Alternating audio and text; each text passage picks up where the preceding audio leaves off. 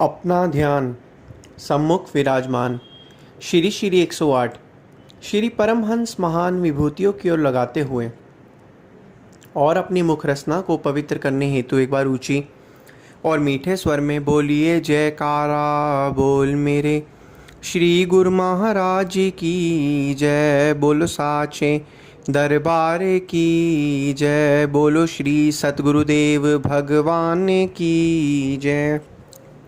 गुरुमुखों, प्राय देखा जाता है कि इस संसार में जो मनुष्य हैं वो हमेशा अपने भविष्य की चिंता को लेकर परेशान रहते हैं, भविष्य के लिए चिंतित रहते हैं कि आने वाले समय में क्या होगा, कहीं ऐसा ना हो जाए, वैसा ना हो जाए। तो इस चीज़ को कैसे ठीक किया जाए? मनुष्य जो कि गौतम बुद्ध ने फरमाया हुआ है, कहा हुआ है अपने प्रवचनों में, महात्मा गौतम बुद्ध जी ने, कि मनुष्य को हमेशा वर्तमान स्थिति में रहना चाहिए, ना ही भूतकाल का प्रायश्चित करना चाहिए, ना ही भविष्य की चिंता करनी चाहिए। लेकिन तब भी मनुष्य हमेशा भविष्य के बारे में सोचता रहता है और अपना जो वर्तमान है उसे बर्बाद करता जा रहा है। तो अब क्या किया जाए? एक बार की बात है, हम सभी को पता ही है कि श्री कृष्ण जी और सुदामा जी कितने पक्के मित्र थे। एक बार दोनों जंगल में कहीं जा रहे थे। जाते जाते दोनों को भूख बहुत तेज़ लग रही थी। तो जब दोनों जंगल के बीच में पहुँचे तो वहाँ पर एक आम का पेड़ था।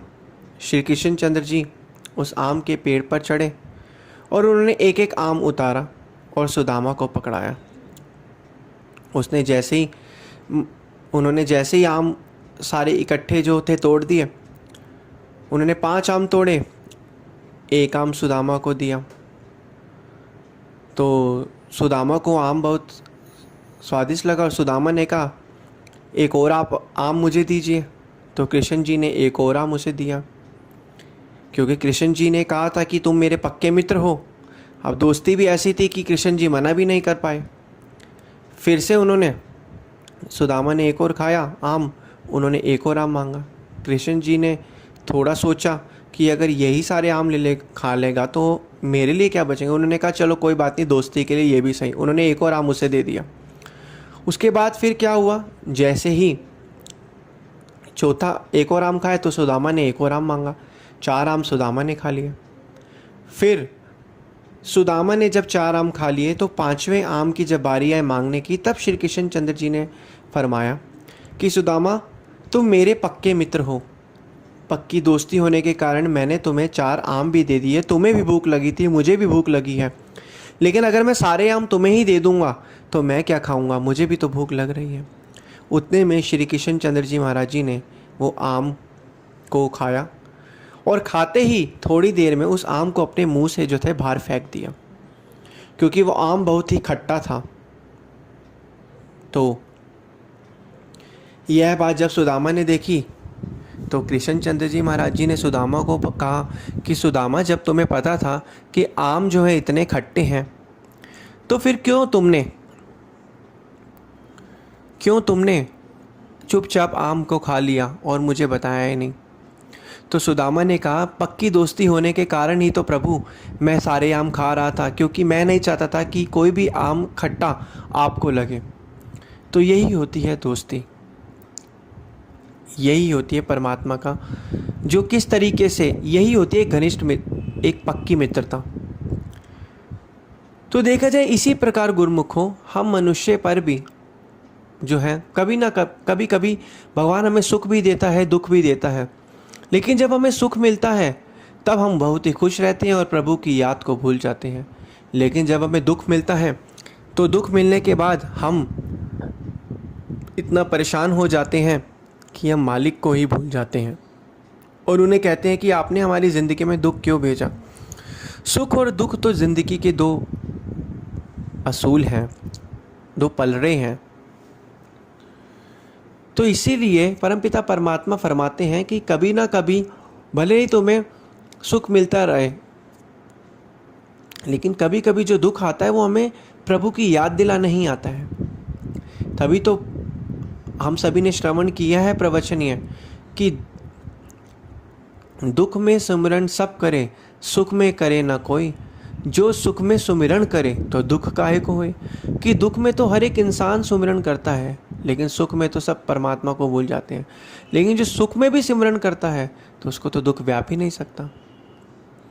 इसी प्रकार भविष्य की चिंता जो हम मनुष्य की होती है, हम क्यों अपने मन की अशांति अपना भंग कर रहे हैं। इससे पहले भी हम भूतकाल में आज के भविष्य की चिंता में थे, आज भी तो हमारी गाड़ी चल ही रही है, आज भी हम आने वाले भविष्य की चिंता में हैं।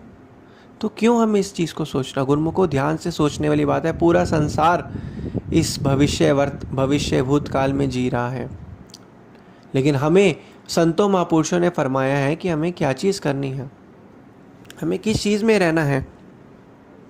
इसी प्रकार एक बार की बात है, एक सेठ था, बहुत बड़ा आदमी था, बहुत बड़ा राजा था।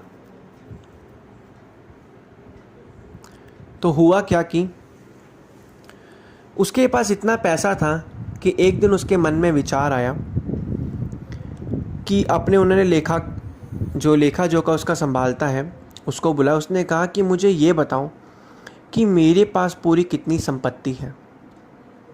तो जो लेखा जोखा रखने वाला था वो अगले दिन आया। उसने कहा सेठ जी, उसने हिसाब वगैरह करा। उसने कहा सेठ जी, आपके पास इस समय इतनी संपत्ति है कि आपकी आने वाली जो 7 पुश्तें हैं वो आराम से अपना जीवन व्यतीत कर सकते हैं, निर्वाह कर सकती हैं, और आराम से बिना काम किए खाना वगैरह खा सकती है और मौज मस्ती ऐशो आराम की ज़िंदगी जी सकती है।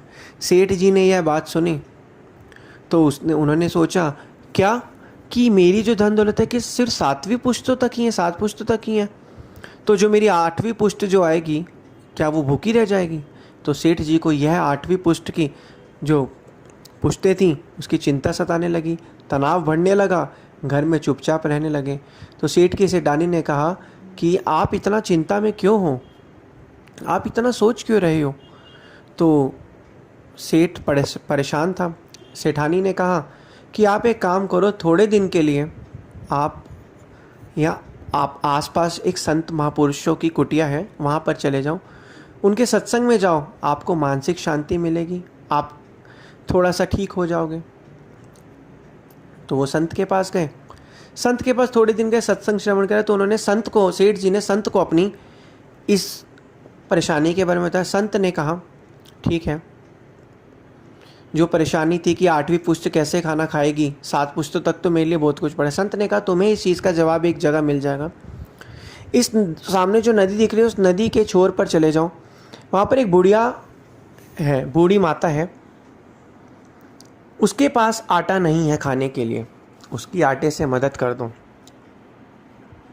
उसको आधा किलो आटा दे आओ। तो सेठ जी ने संतों के वचन सुने, तो वहाँ पर गए, तो बूढ़ी औरत की कुटिया में प्रवेश किया। तो सेठ जी जाते जाते आधा किलो का 1 क्विंटल आटा लेकर चले गए।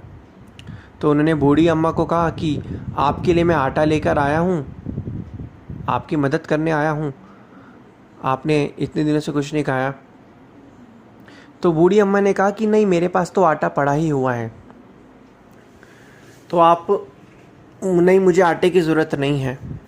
तो उन्होंने कहा ठीक है, आप क्विंटल आटा मैं लाया हूँ तो आप ले लो। उन्होंने कहा नहीं, मेरे पास पहले ही आटा है, लेकिन थोड़ा सा, लेकिन ठीक है।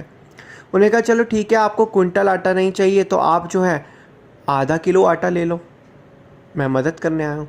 उन्होंने कहा नहीं, मेरे पास आधा किलो आटा पड़ा हुआ है, अपने आप ही अभी भी मेरे पास आधा किलो आटा पड़ा हुआ है।